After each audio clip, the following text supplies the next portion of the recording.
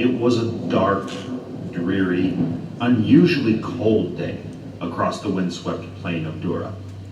But this depressing atmosphere was caused by more than just the weather. The dark mood was enhanced by the spiritual darkness that hung in the air.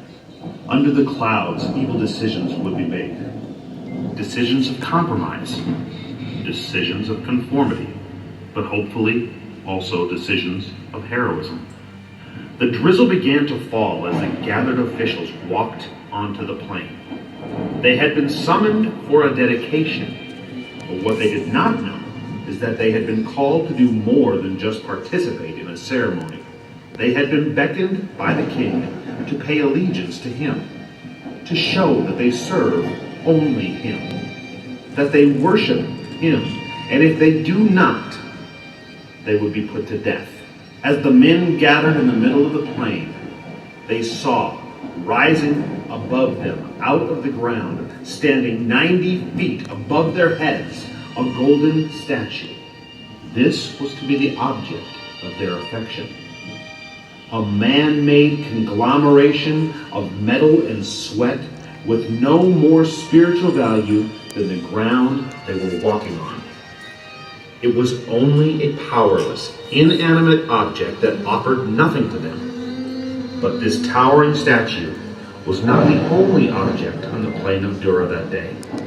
Set off to the west of the golden statue was a blazing furnace. A furnace burning so hot that even from a distance away, the heat of its flames could be felt. It gave off warmth and beckoned men to draw closer on the chilly day.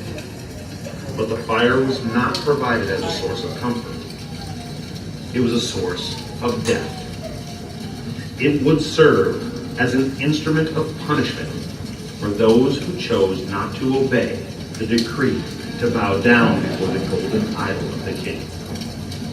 For most of the officials in attendance, bowing down before the golden idol was not a big deal. They had no beliefs that taught them they should worship only the one true God. However, for 3 of the men standing in the crowd, bowing before this golden idol, it was a very big deal.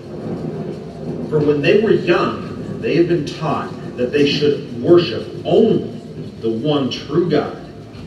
And this golden idol was not him. These officials were born as Jews, but as teenagers had been taken captive to serve King Nebuchadnezzar. The 3 men, with God's blessing, had risen in power within King Nebuchadnezzar's court, and now held positions that most men would do anything to keep. All it would require was obedience. But to bow before this golden idol was obedience that they could not give.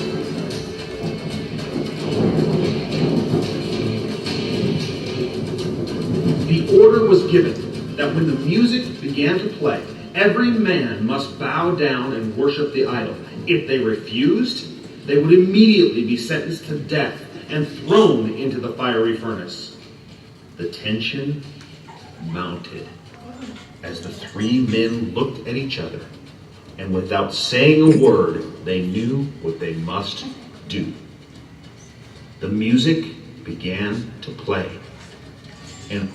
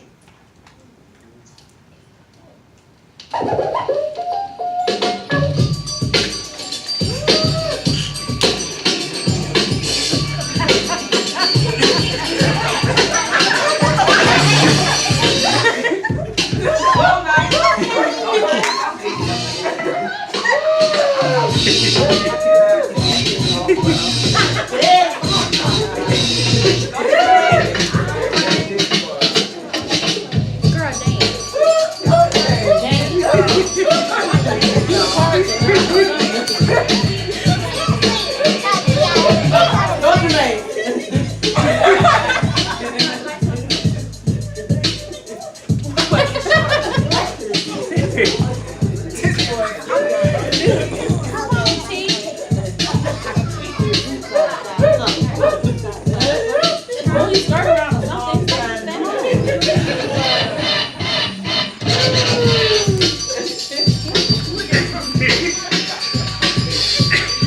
She over there with the right one.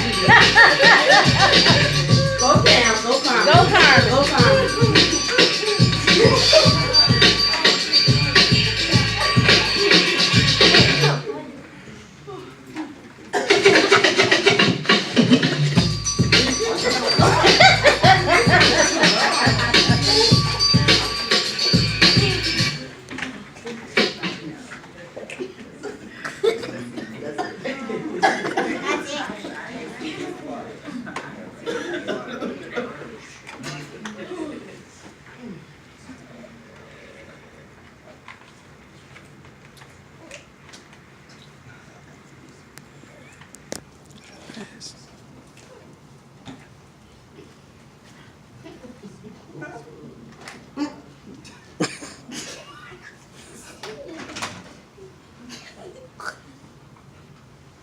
And one by one, every official bowed low with their face in the mud. All except the three. They would not bow. Instead, they stood with their arms stretched out, faces pointed towards the heavens, and worshiped God as they waited for the inevitable. Quickly they were grabbed and pulled from the crowd. They struggled to keep pace and stumbled as they were dragged up the steps and into the presence of the king. They knew they had just sacrificed their privileged positions, and most likely their lives, to be obedient to God.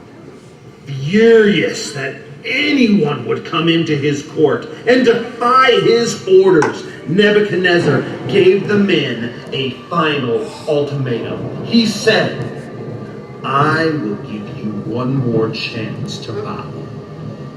Then leaned forward on his throne. "If you do not, I will throw you into the blazing furnace. Then what God will be able to save you from my power?" The words of the king fell like cold rain on the three men. And then one bravely looked the king in the eye and replied, "Nebuchadnezzar, we don't need to defend ourselves before you. If we are thrown into the blazing furnace, our God has the power to rescue us. Our God has the power to save us from your hand. However, even if he does not rescue us, we will not bow before your idol, and we will not worship your gods." When the king heard this, he dove into a fit of rage. He ordered the fires to be turned up 7 times hotter than they had ever been before. He called for his strongest soldiers to bind Meshach, Shadrach, and Abednego and carry them to death. As they were dragged toward the mouth of the flame, the closer they got, the more the heat began to rise. At first it was uncomfortable, then it became unbearable. Finally it got to the point where the soldiers could go no further. They tossed Shadrach, Meshach, and Abednego into the fire. It requires great inner strength. The strength of character these men had would not allow them to choose a path of compromise. They would not choose a path of evil. Instead, they chose the more difficult and heroic path of obedience, even in the face of suffering and fiery death. But fiery death was not the end, and there would be no suffering on this day. The God of these 3 Jewish men was not going to let them die in the fire. Instead, he chose to protect them and to answer the king's question, "Who has the power to save you?" by answering, "I have the power, and I will do it now." In the fire, Where there were three, there were suddenly four. And light shone out of the fire. God walked among them. King Nebuchadnezzar stared in shocked disbelief and fell backward into his throne. He called to the men to come out of the fire. He could not believe his eyes, for the clothes on the men were not burned or singed, and they didn't even smell of smoke. The three men stood in front of King Nebuchadnezzar, and at that moment the conviction of God fell upon the king. With his knees weak and his hands trembling, he stood upon his throne, and he made a new proclamation to the people. The God of Meshach, Shadrach, and Abednego sent his angel to rescue his servants who trusted in him. They defied the king's command and were willing to die rather than worship any god other than their own. Therefore I make this decree. If any people speak a word against the God of Shadrach, Meshach, and Abednego, they will be torn limb from limb. For there is no other God who can rescue like this.